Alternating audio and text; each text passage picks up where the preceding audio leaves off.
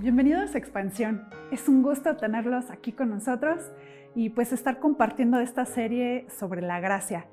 Ha sido hasta ahorita de mucha bendición para mi vida y espero que siga siendo igual una bendición para tu vida. Les recordamos que también tenemos los grupos de vida entre semana donde podemos aterrizar más el mensaje y también ponerlo más en práctica. Así que te invito a que te conectes a las 8 los miércoles, si es que puedes, y vamos a tener un tiempo muy bueno en compartir más juntos. Este es el momento que tenemos la oportunidad de ser generosos con Dios. Tenemos la oportunidad de dar y de compartir de lo mucho que Dios ya nos ha dado a nosotros.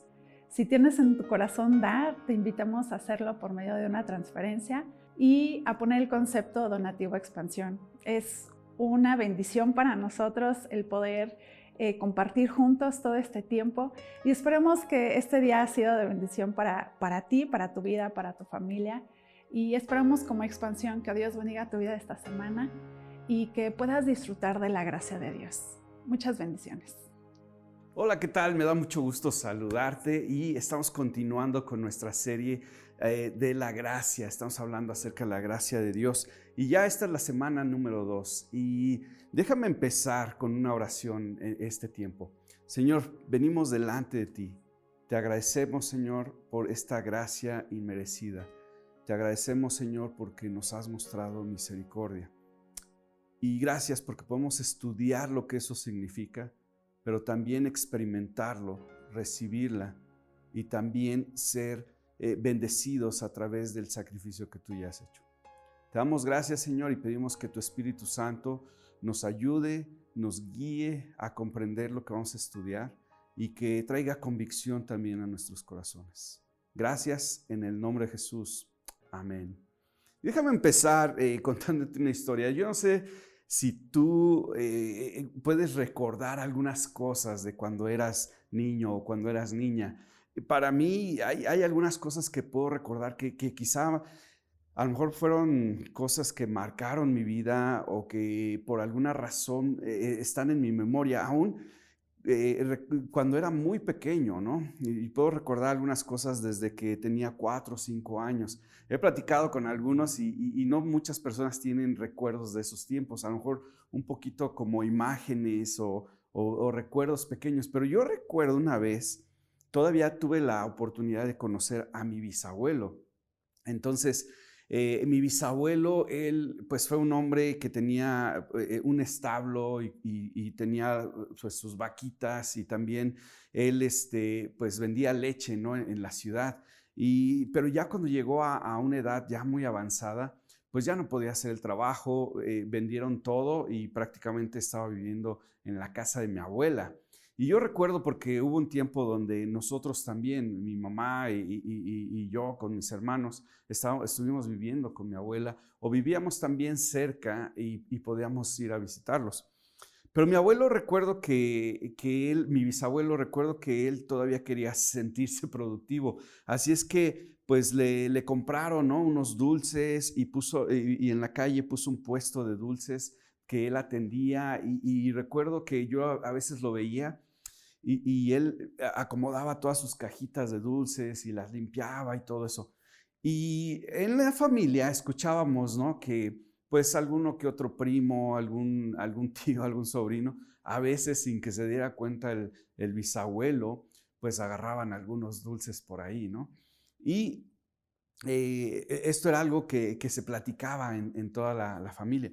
Y recuerdo un día que yo quise hacer lo mismo, ¿no? Y recuerdo que yo creo que tenía, no sé, todavía no entraba ni a la primaria, entonces estoy pensando que yo creo que tenía entre 4 o 5 años aproximadamente. Y recuerdo que yo lo veía a él en la calle, ahí sentado, a veces estaba leyendo el periódico, pero estaba al tanto, ¿no? De su puesto de dulces. Y yo recuerdo caminando por ahí, haciéndome así como que viendo un pajarito por allá y así como que nada estaba pasando y de repente estirando la mano y agarrando un dulce y llevándomelo.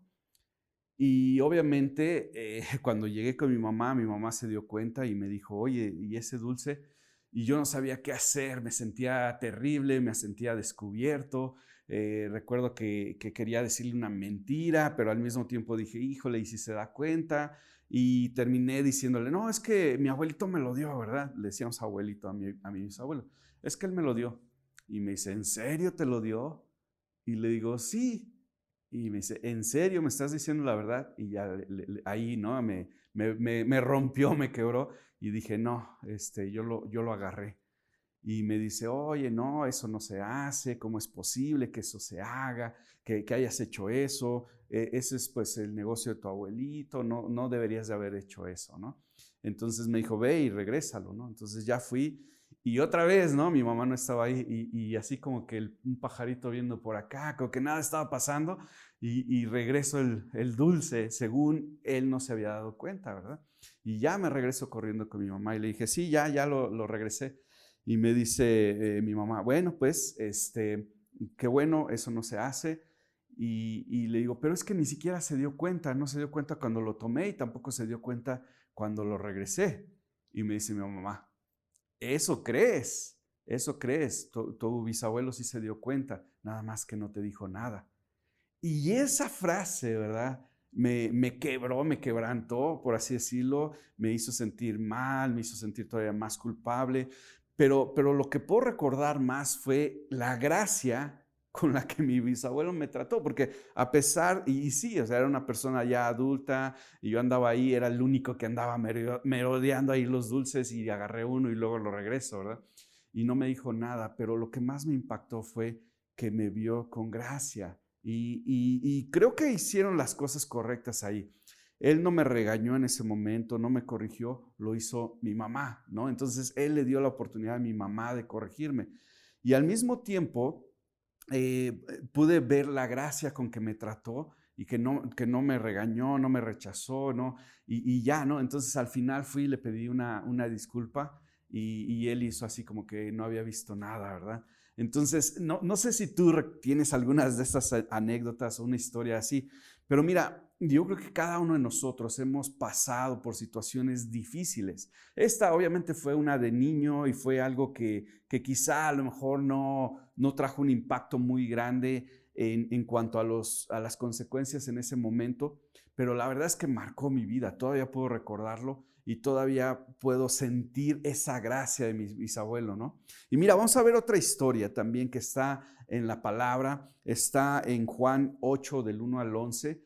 Es una historia todavía más impactante, más tremenda, de una mujer que es llevada a los pies de Jesús y cómo Jesús también le muestra gracia en ese momento, cuando ella más la necesitaba. Vamos a leer entonces Juan 8 del 1 al 11. Si tienes tu Biblia, yo te animo a que la abras y si no, vas a aparecer también aquí en la pantalla. Y dice, la historia de la mujer sorprendida en adulterio. En el capítulo 8, el versículo 1, dice, pero Jesús se fue al monte de los olivos. Al amanecer se presentó de nuevo en el templo. Toda la gente se le acercó y él se sentó a enseñarles. Los maestros de la ley y los fariseos llevaron entonces a una mujer sorprendida en adulterio y poniéndola en medio del grupo le dijeron a Jesús, Maestro, a esta mujer se le ha sorprendido en el acto mismo de adulterio. En la ley de Moisés nos ordenó apedrear a tales mujeres. ¿Tú qué dices? Con esta pregunta le estaban tendiendo una trampa para tener de qué acusarlo. Pero Jesús se inclinó y con el dedo comenzó a escribir en el suelo. Y como ellos lo acosaban a preguntas, Jesús se incorporó y les dijo, aquel de ustedes que esté libre de pecado, que tire la primera piedra. E inclinándose de nuevo, siguió escribiendo en el suelo. Al oír esto, se fueron retirando uno tras otro, comenzando por el más viejo, por los más viejos, hasta dejar a Jesús solo con la mujer que aún seguía allí. Entonces, él se incorporó y le preguntó, mujer, ¿dónde están? Ya nadie te condena. Nadie, Señor. Tampoco yo te condeno. Ahora vete y no vuelvas a pecar. Es interesante esta historia, ¿no? Cómo esta mujer es sorprendida en un pecado que en Deuteronomio, en la ley, se había ordenado que si alguien era pues encontrado en una situación como esta, tenían que ser apedreados. Pero lo interesante es que aquí trajeron solamente a la mujer y dicen que la ley decía que una mujer así tenía que ser apedreada. Pero la realidad es que la ley decía que los dos involucrados tenían que ser apedreados, no solamente la mujer. Entonces estaban tratando de engañar y de tener de qué acusar a Jesús, ¿no? Si Jesús hubiera dicho, oh sí, apedreen, la verdad, a lo mejor iba a estar violando parte de la ley. Si hubiera dicho, no, no, no, hay que tener misericordia, también lo hubieran tomado en su contra. Pero Jesús lo que hace es que se inclina. Y podemos ver esto a través de toda la Biblia, toda la historia de la Biblia, cómo nuestro Dios, el Dios de la Biblia, el Dios creador del universo, es un Dios que se inclina por amor a su creación. De hecho, podemos pensarlo, ¿no? Cuando en Génesis, cuando toma barro y hace al ser humano del mismo barro, ¿verdad? Como el Señor con sus propias manos nos creó. Y luego hay muchas ocasiones, ¿no? Donde, incluyendo en Salmos y en la historia, donde se le pide, Señor, inclina tu oído a mi voz, a nuestra voz, a nuestro sufrimiento, a nuestra opresión, y el Señor se inclina, es un Dios que se inclina y que está al tanto de su creación, es un Dios que ama a su creación. Y aquí lo vemos en la mejor, un ejemplo muy claro, un ejemplo donde podemos ver Jesús mismo teniendo compasión por esta mujer. Y mira, en Filipenses 2, del 5 al 11, para mí es la mejor imagen del sacrificio de Jesús y lo que Jesús hizo por cada uno de nosotros. Filipenses 2 del 5 al 11 muestra a un Dios humilde que ama su creación, un Dios compasivo. Dice, la actitud de ustedes debe ser como la de Cristo Jesús, quien siendo por naturaleza Dios, no consideró el ser igual a Dios como algo a que aferrarse. Por el contrario, se rebajó voluntariamente tomando la naturaleza de siervo y haciéndose semejante a los seres humanos. Jesús estaba poniendo, todavía se inclinó y todos estaban ahí pidiéndole cuentas, reprochándole, haciéndole preguntas y diciendo, a ver, danos una solución a este problema. Pero Jesús se inclina, se agacha y empieza a escribir en la tierra. Es increíble, ¿no? Esto me recuerda precisamente a esto de Filipenses, que él no se aferró a ser Dios, sino que dejó todo por venir aquí a la tierra y rescatarte a ti y rescatarme a mí. Es algo increíble que solamente Jesús ha hecho. Ningún otro Dios, ningún otro ídolo, nadie más ha hecho esto más que Jesús. Y dice que al manifestarse como hombre, se humilló a sí mismo y se hizo obediente hasta la muerte y muerte de cruz. Es increíble que Jesús estuvo dispuesto a pasar por todo esto por nosotros. Y en ese momento Él se inclina. Algunos historiadores y comentaristas mencionan que cuando Él se inclinó y empezó a escribir en la tierra, algunos piensan, no sabemos porque no lo dice la palabra, pero algunos piensan que Jesús estaba escribiendo los mandamientos, ¿no? La tabla de la ley. Y que ahí mismo al estar escribiendo los mandamientos y la gente que estaba a su alrededor, ¿verdad? Cuando le dijo, bueno, pues el que esté libre de pecado, pues que tire la primera piedra.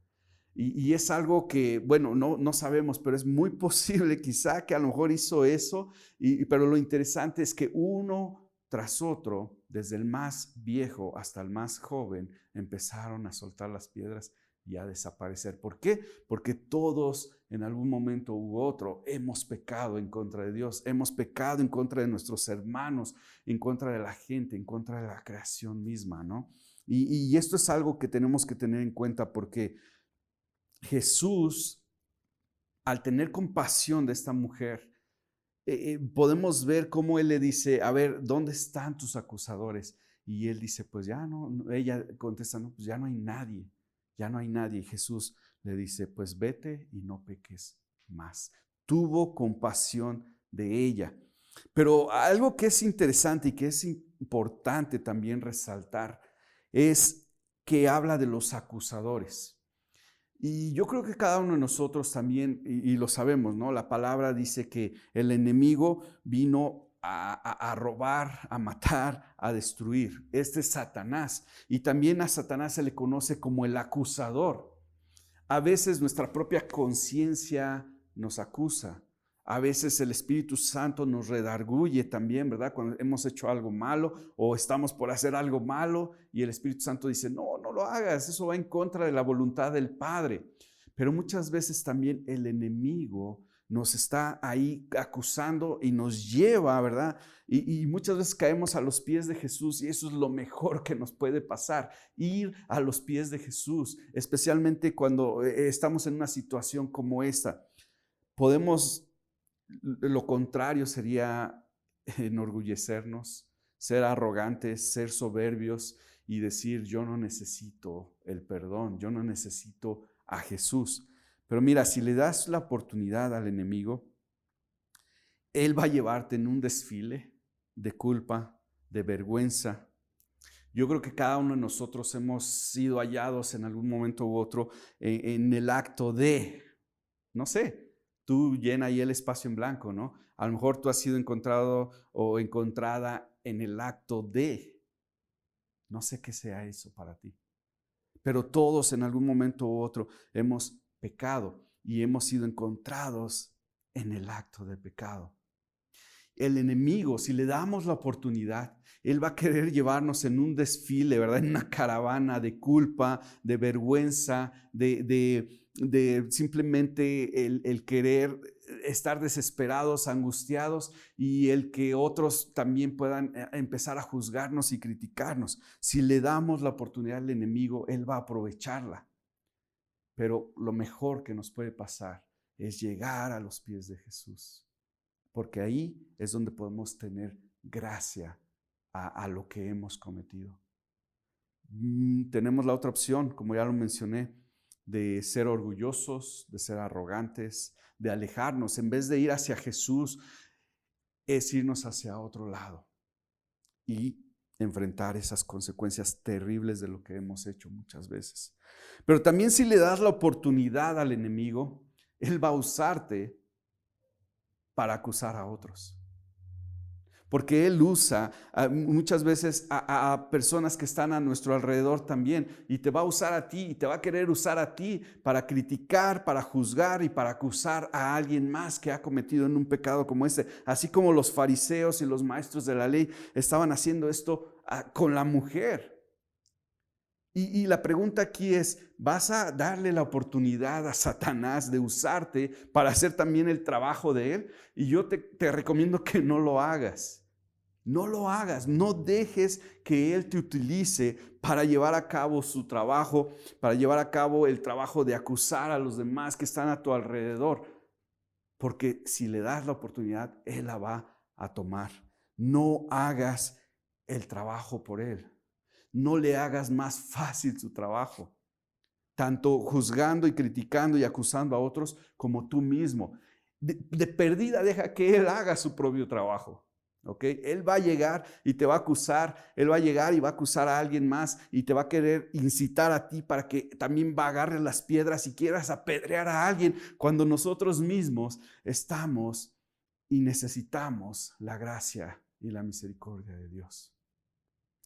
No sé tú, pero yo no quiero ser parte del trabajo del enemigo.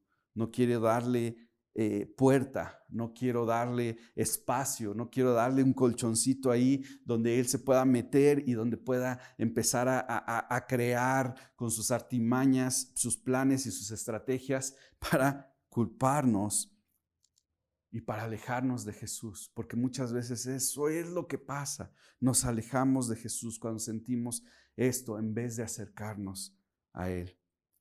Pero mira, si nos acercamos a Jesús, tú y yo tenemos la confianza, la garantía de que si nos acercamos y llegamos a sus pies, Él no nos va a condenar.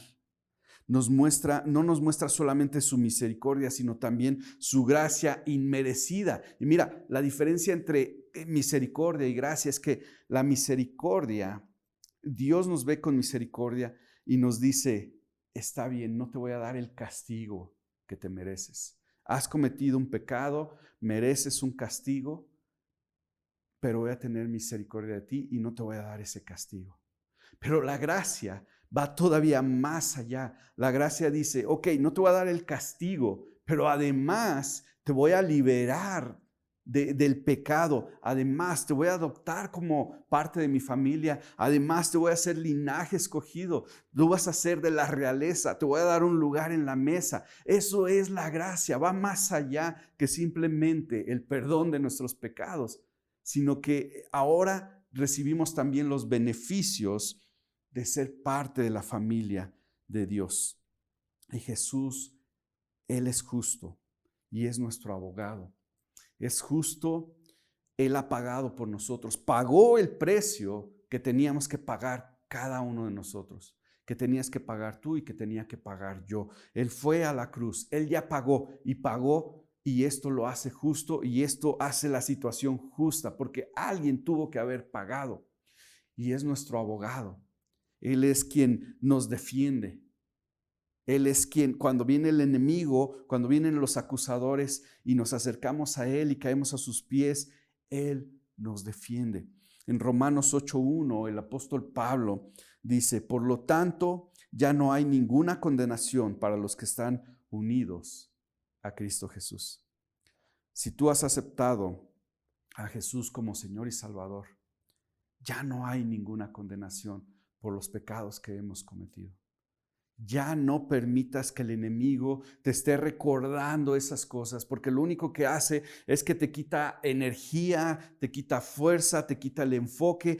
Cuando el Señor quiere que seas libre, el enemigo quiere que sigas siendo esclavo a tus emociones, a tus sentimientos, a tus pensamientos, a tus acciones, al pecado.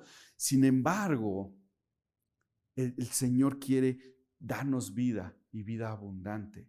Quiere que estemos enfocados. Quiere que esta energía, los recursos que Él nos ha dado, los podamos poner al servicio del reino y alcanzar y rescatar a muchas otras personas que también están como nosotros estábamos. Y si tú en este momento a lo mejor estás pensando pero es que yo he cometido estas atrocidades. A lo mejor tú estás pensando, es que yo he hecho estas cosas que no tienen perdón de Dios, no tienen perdón de mis padres o no tienen perdón de mi esposa o de mi esposo, son cosas terribles. Déjame decirte que tenemos la confianza de que si realmente nos arrepentimos y llegamos a los pies de Jesús, vamos a obtener el perdón de nuestros pecados. Él nos va a ver con gracia y nos va a dar todavía más allá que su misericordia. Nos va a adoptar como sus hijos. ¿Y esto qué causa? Transformación. Y esto es algo que tenemos también que tener muy en cuenta, porque Jesús no nos condena, pero pide que no pequemos más, que no nos entreguemos al pecado, que no seamos herramientas para que el enemigo lleve a cabo sus atrocidades, que no nos entreguemos a los deseos de la carne. Le dice a esta mujer, vete y no peques más. El verdadero arrepentimiento, cuando llegamos a los pies de Jesús, nos va a ayudar a entender lo que Él pide de nosotros y llevarlo a cabo. Además de que tenemos la ayuda de la Biblia, de su palabra, tenemos la ayuda del Espíritu Santo, tenemos la ayuda de otros hermanos que son un poco más maduros en la fe, tenemos la ayuda, lo mejor es que tenemos la ayuda del Espíritu Santo. Pero mira, cuando realmente nos arrepentimos, vamos a obedecer lo que Jesús dice. He escuchado muchas veces que personas dicen, sí, yo acepto a Jesús como mi Salvador. Y podemos ver cómo reciben esta gracia con mucha alegría, con mucho gozo. Pero a la hora de recibir a Jesús también como su Señor, ahí ya no funcionan las cosas. Entonces hay muchos que a lo mejor queremos tener los beneficios de la gracia, pero no las responsabilidades que vienen como hijos de Dios y hacer la voluntad de Dios. Todos aceptamos la gracia de Dios, pero quizá no hemos sido transformados completamente por la gracia. Quizá a lo mejor no hemos experimentado el poder de la gracia, el poder transformador de esa gracia. Y cuando realmente nos arrepentimos, escuchamos la voz de Jesús, Él nos perdona y nos dice, vete y no peques más. Ahí empieza ese poder transformador, el poder de su palabra que dice, no peques más. Y nos lleva precisamente a pensar y actuar de esta forma. A veces he escuchado también, ¿no?, personas que dicen, no, es que primero me voy a poner a cuentas, ¿verdad? Antes de acercarme a Dios. Primero voy a cambiar estas cosas porque me da vergüenza acercarme a Dios, ¿no? O personas que llegan y dicen, oye, y para ser cristiano tengo que dejar de hacer tal o cual, ¿verdad? Oye, y la respuesta es no. No tienes que hacer nada. No tienes que primero portarte bien. No tienes que primero hacer algo para que obtengas el favor y el amor de Jesús, de Dios. No tienes que hacer nada. Es como si dijeras, pues ¿sabes qué? Me voy a meter a bañar, pero primero me voy a echar una limpiadita, ¿verdad? Me voy a limpiar para que me pueda bañar. Eso es un poco ridículo hasta pensarlo. Es tonto. Y es lo mismo con Jesús. No dices, primero voy a ser buena persona para después poder ir y ser purificado por Jesús. No funciona así, sino que tú te acercas a Jesús y Él te purifica, Él te perdona, Él te muestra su gracia y de ahí empieza el proceso de transformación. Así es que si tú has estado ahí como titubeando, como pensando en que, no sé, quizá primero tengo que dejar de hacer esto, primero tengo que dejar de ver aquello, primero tengo que dejar de a lo mejor tener esta adicción o aquella y después me acerco a Dios, déjame decirte que estás equivocado, estás equivocada si estás pensando de esa forma. Yo te diría, ve a los pies de Jesús, pídele perdón y Él te va a mostrar su gracia, porque empieza ese proceso de transformación. Me acerco a Jesús y mi vida queda limpia, mi vida se ordena. Él dice lo que tengo que hacer y empieza ese proceso de transformación. Así como esta mujer fue perdonada y se le dijo, ve y no peques más. Y empezó ahí ese proceso, después de haber sido perdonada. Y cuando nos acercamos a Jesús, recibimos ese perdón. Y mira, Jesús no solamente nos exhorta al cambio, Jesús no solamente nos enseña acerca de lo bueno y lo malo, sino que Jesús mismo es el cambio. No puedes cambiar sin Jesús. Primero tienes que acercarte a Él para poder ser cambiado, para poder ser transformado. No hay de otra. Esa es la única manera.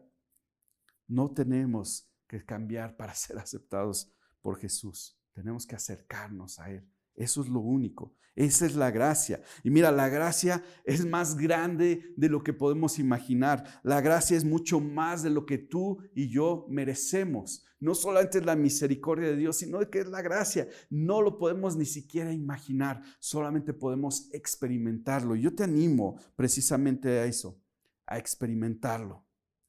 La realidad es que la gracia transforma. ¿Y de qué manera podemos verlo de una forma tangible? Mira, el temor se convierte en esperanza. Ya el temor ya no es lo que nos acecha, sino que la esperanza en Jesús. La culpa, ese ya no es nuestra realidad ahorita, sino que Jesús es nuestra realidad. El perdón es nuestra realidad. La gracia es nuestra realidad. No la culpa, no el temor. No la esclavitud al pecado, sino la libertad en Cristo. Y lo podemos ver, tú lo puedes experimentar en el momento que llegas a sus pies, en el momento que pides perdón, en el momento que le dices que no al enemigo y que se desaparecen por la obra de Jesús. En ese momento viene la transformación. Tu corazón a lo mejor ha sido roto, ha sido quebrantado, a lo mejor han abusado de tu confianza, no sé. Pero mira, la angustia ya no tiene parte en tu vida. Jesús es tu vida y la muerte ya no es el final, sino que la vida eterna en Cristo Jesús. Así es que yo te animo a que le digas hola a la esperanza. Dile hola al amor. Dale la bienvenida a esa gracia. Dale la bienvenida a ese amor y hazlo parte de tu vida. Porque Jesús quiere perdonarte. Jesús quiere que seas libre. Jesús quiere que te vayas y no peques más, que ya no estés atado o atada al poder del pecado, sino al poder de su palabra, y que cuando Él habla y cuando dice no peques más, que eso se haga realidad en tu vida. Eso es parte de la gracia, porque cuando aceptamos la gracia de Dios, nuestras vidas son transformadas. Y mira, la gracia, otra vez te lo voy a decir, la gracia es más grande de lo que imaginamos, mucho más de lo que merecemos, pero la podemos experimentar. Y yo te invito a que la experimentes. Y mira, si tú has hecho un compromiso con Jesús, si tú has llegado a sus pies, si tú lo has aceptado como Salvador, pero también como Señor de tu vida, Él dice que cuando estemos reunidos y cuando estemos precisamente celebrando el sacrificio que Él hizo por ti y por mí, que celebremos la Santa Cena. Y me gustaría cerrar este tiempo precisamente con eso, celebrando el sacrificio de Jesús. Él fue a la cruz, su cuerpo fue maltratado, su espíritu trataron de quebrantarlo, de desanimarlo, de que no fuera y pagara por ti y por mí. Fue maltratado, fue humillado, fue llevado a la cruz, derramó su sangre por ti y por mí. ¿Para qué? Para que nosotros pudiéramos recibir esa gracia transformadora, una vida abundante, una vida llena, que ya no estuviéramos acosados por la culpa, que ya no estuviéramos acosados por el sentimiento de fracaso y el sentimiento de que ya no puedo acercarme a Dios, sino que pudiéramos tener acceso al Padre. Y es lo que celebramos. Cuando nosotros tenemos el pan y la copa, ¿verdad? Representa su cuerpo quebrantado a favor de nosotros. Vamos a tomar el pan.